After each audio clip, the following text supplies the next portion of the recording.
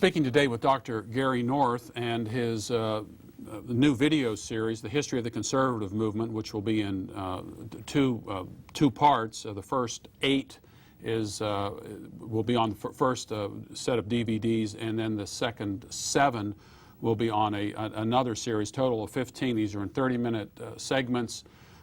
It's in addition to the video part of all this, we've included a number of very hard to find conservative books as well. Dr. North, you've been involved in the conservative movement from a very young age. I mean, most of us get into this probably after college, and maybe after we have children. We see how much is being taken out of our taxes, and we see these greater regulations. But you really got started in this really, really early. Yes, I would date my systematic entrance into the conservative movement as 1956. Now, in 1956, you're still a teenager. Yes, that's a teenager. Right. That's right. And I was probably about 14 or 15 years old. The motivating factor with me, more than any other single factor, was a presentation that I heard by a physician out of Australia named Fred Schwartz. Schwartz had devoted his career by that time for over a decade to exposing the rise of communist ideology, systematic study of Marxist-Leninism, and warning individuals that this was a worldwide ideological conflict which was being ignored, as far as he was concerned, by the West. Even though there was the big buildup of weaponry, he saw the battle as ideological and moral. And he said there the West does not appear to be winning. So he was out to warn people about this confrontation, which he saw as ethical and religious. He had an organization called the Christian Anti-Communism Crusade. And as a result of really one lecture, I was convinced he was correct. And so I began reading original Marxist material at the time, reading the recommended books and articles that he recommended. And I came across a magazine called The Freeman, which was a libertarian magazine which had only been published by that time really that year. It began publishing in 1956, and I began reading it either in 56 or 57.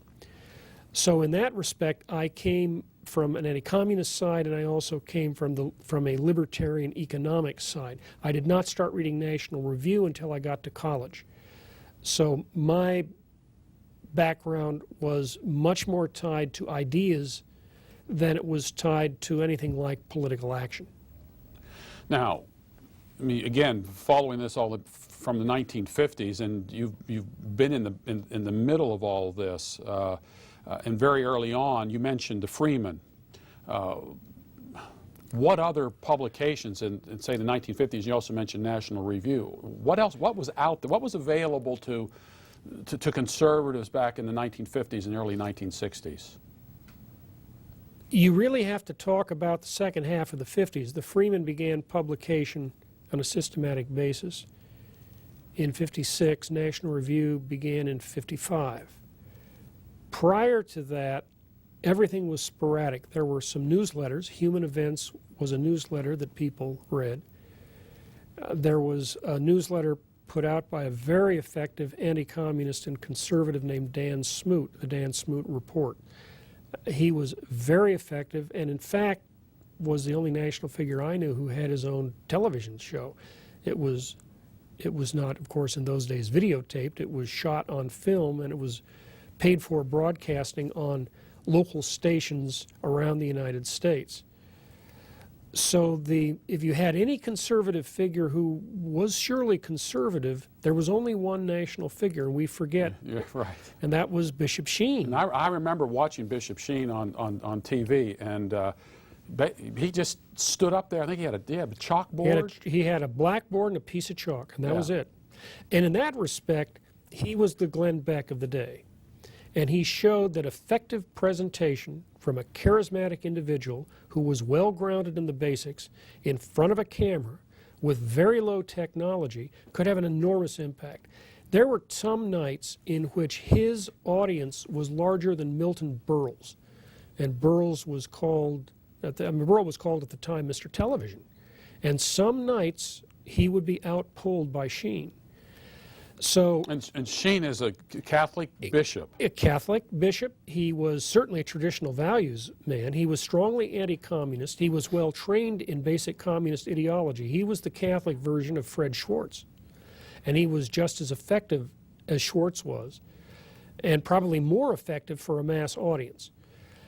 So in that respect, while he was not a political operative, and he was not moving individuals into any kind of political affirmation or mobilization, he was the one figure that you saw nationally on a regular basis who would present what we would call a conservative moral and religious outlook. Now, if you go back to the 50s and the 60s, though, there was kind of a general moral consensus. We didn't have the type of moral division in the United States as we have today, like with what Glenn Beck is doing and dealing with kind of a revisionist version of history. And I remember Sheen and growing up in the suburbs of Pittsburgh, Pennsylvania, with a Catholic and Irish and Jewish and Polish and Ukrainian, Czechoslovakian. There was this moral consensus among all of us. And so Sheen kind of had an audience that pretty much agreed with him. Yes, that's correct. We were not a church-going family at the time, and yet my mother would watch it and my dad would watch it. He was an anti-communist FBI agent, so he did appreciate Sheen's position on the anti-communism.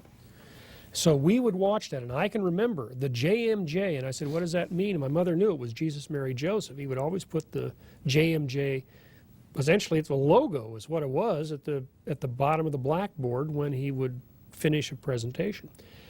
So I was aware of him, though having no connection in any regular way with any church, and certainly not a Catholic church.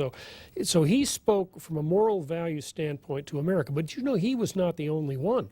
If you look at the movies prior to 1960, from the heyday of the movies from, say, 1935, 36, that period through 1960, those movies had a basic worldview which was moral. And if there was any hint of adultery in that movie, somebody, probably the woman, was going to fall on bad times before that movie had ended.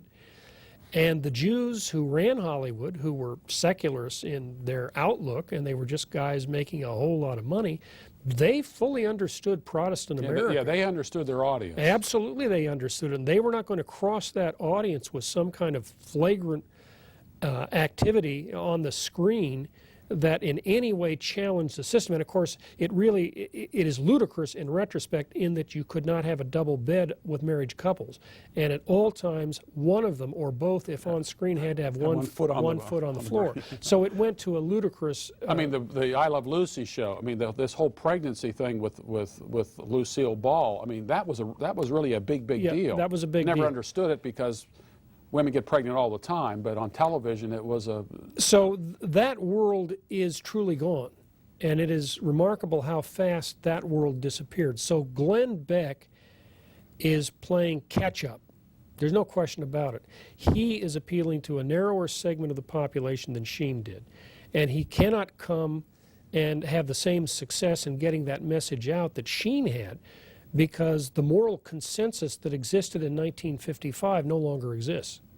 We come back in our next segment. I want to deal with some of the major figures of the conservative movement that you might not have heard about. In addition to that, some of the publications that really had an impact on the conservative movement.